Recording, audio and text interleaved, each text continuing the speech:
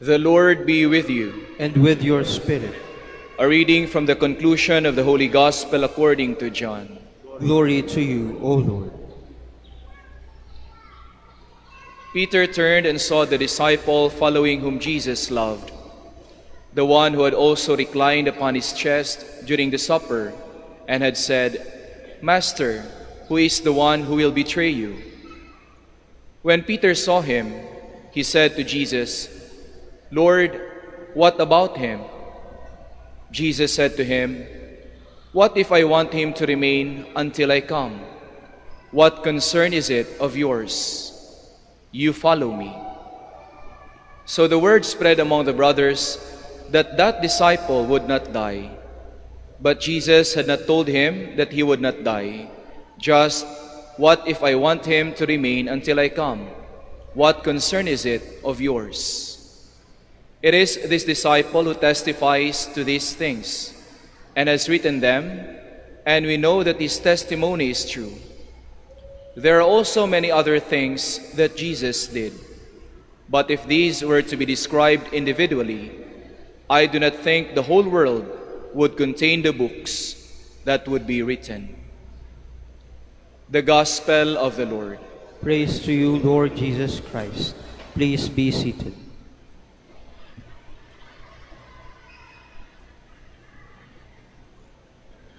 Magandang umaga po ulit sa inyong lahat, and welcome to the Minor Basilica of Our Lady of the Rosary of Manaoag.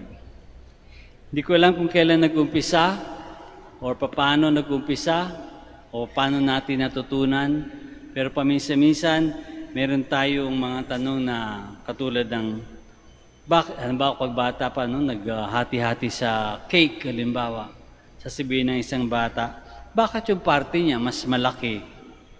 O kaya sasabihin at another time sasabihin tatanungin bakit siya hindi napagalitan? Bakit ako lang? O kaya, yung iba nga dyan, nakakalusot lagi. Bakit ako hindi? Bakit lagi na lang ako mali? So meron tayong mga ganong klaseng mga tanong at mga pakiramdam. We feel that we don't get a fair share. We feel that others have been more favored. We feel that we didn't, that life is unfair. Well, ganun din ang nangyari dito sa gospel na binasa natin. Si Peter, who was given a task before this gospel reading in another gospel, like the gospel, the one before this, ay binigyan si Peter ng task. Doon yung tinanong ni Jesus kay Peter, do you love me? And sabi niya, if you do, feed my sheep.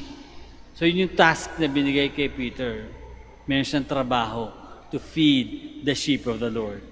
Kaya dito sa gospel na binasa natin today, he asks, what about him? Bakit naman si John? Ibig sabihin, ako binigyan ng trabaho, bakit siya hindi binibigyan? Meron tayong envy, meron tayong inggit palagi. Bakit ako lang? Bakit ako lang may trabaho? Kaya nga sabi ni Jesus sa kanya, what concern is that of yours? Mind your own business, kumbaga, ibig sabihin, anong pakialam mo doon? Mind your own business, just do your job. Follow me.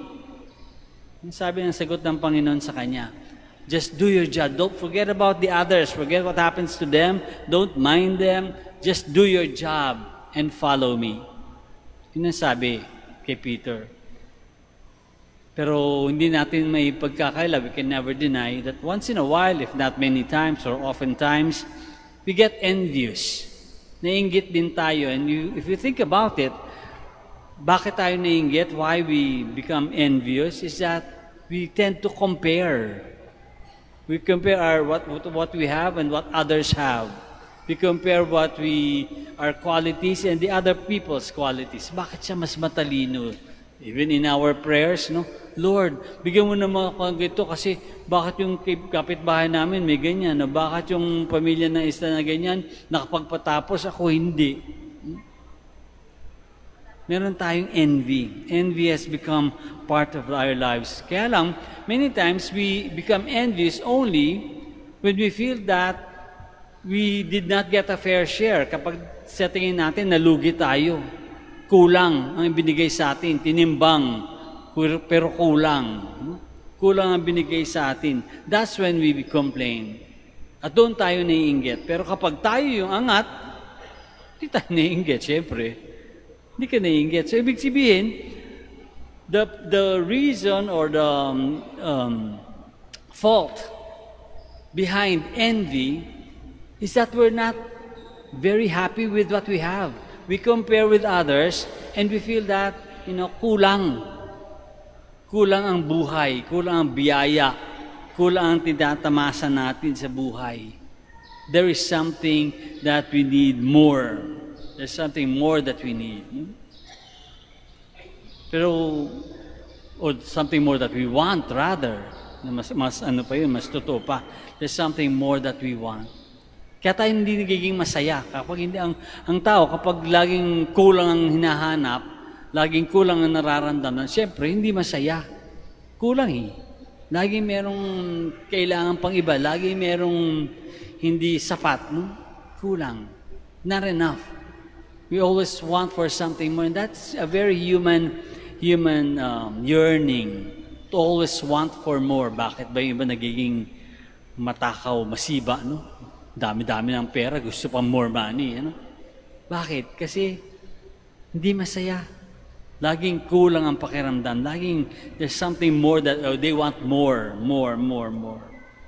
But Jesus tells us today in the gospel, huwag ka na mag-compare. Don't compare with others. Be happy. Yun na siguro isang lesson na binibigay sa atin. Be happy, be content with what you have. Count your blessings instead of counting your whatever you lack. Count your blessings. And therefore, recognize the blessings that you have. Kilalanin mo, tanawin mo yung magandang mga bagay na meron ka. Huwag yung kakulangan mo. Tanawin mo, recognize yung good things that come to your life. Count your blessings and be happy. Kapag nababless ka, kapag blessings yung binibilang mo, nakikita mo, natural, magiging masaya ka, blessed ka eh. There's something to be grateful for. So you're happy. A grateful person is a happier person. So be happy with what you have and then, sabi ni Jesus, follow me. Follow me. Kaya nga siguro pwede natin tanungin yung ating sarili, no? Lahat naman tayo kasi meron kanya-kanyang blessings. Hindi namang pare-pareho. Talaga namang hindi pare-pareho ang nakukuha natin sa mundo. Yung iba mataas, yung iba maliit. Yung iba mas matalino, yung iba not too much. Iba mayaman, yung iba hindi. Iba-iba talaga tayo. But nothing is bad. It's just, we're just different. No one is less. We're just different. Different. And we have to accept that. Kahit sa ating mga trabaho, di ba? Iba teacher, iba business people, iba pare, madre, iba engineer. We are all different, all unique. We all have different missions. Then be happy with your mission. Perform your mission well. Do your mission. Spread the word according to your mission in life, according to your work, your career in life. Each person has an important mission. Kahit hindi pare-pareho, still important. Siguro pwede natin tanong yung ating sarili ngayon. What is God's life mission for you? Ano bang sa tingin natin? Ano bang mission natin sa buong buhay natin?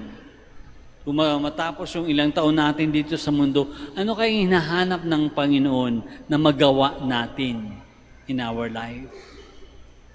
O kaya, pwede natin sabihin, isipin, on this particular day, itong araw na ito, what is our mission? What does God want me to do right now? Whether today or for the rest of our lives, what God is asking us is just mind your own business. Forget about the others. Mind your own business and follow me. Follow Jesus.